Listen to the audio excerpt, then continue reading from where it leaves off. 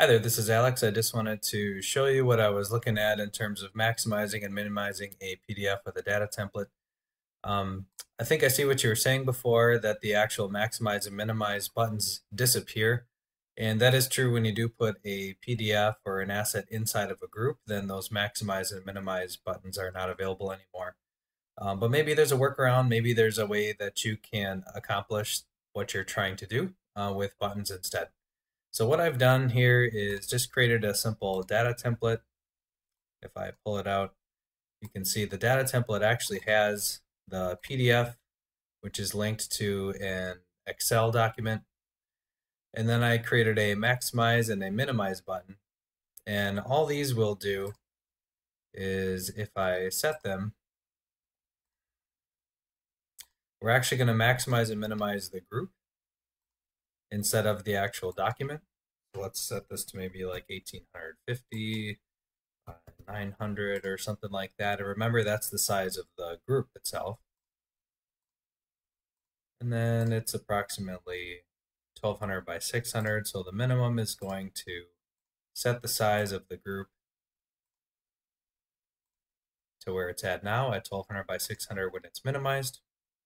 One thing that I would check, make sure that you have the proper scaling feature set. I would set it as scale because then if you're looking at the examples here, the text and everything, the insides will scale along with the group. So things remain in proportion. So here's your data template.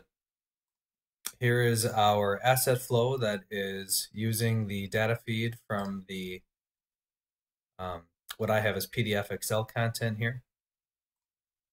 So I'll just drag that into here. And then what I did, you see, is I actually set the asset flow to hide those maximum and minimum buttons. Because maybe you want the effect where you don't want to maximize something inside the asset flow.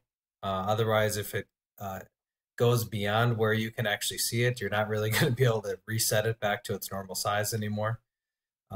Unless you rearrange the buttons in some other way. But that's just the way I have it. So the idea is when the asset flow is set to open an item, either on a tap or a drag, then those buttons will actually appear because you'll see the full item. So let's run it. So first off, I can see the asset flow. I can interact with the PDFs themselves. If I drag them off, here pops up the full item menu, which I can still interact with. And then I can press maximum and minimum, which then create the resizing factor that you may be looking for. Again, drag them around, drag the corner, move them around, and then you'll be able to change it. So maybe that's an answer to what you're looking to do. Hopefully that works out for you, and hopefully maybe this at least leads you in the right direction. Take care. Thank you.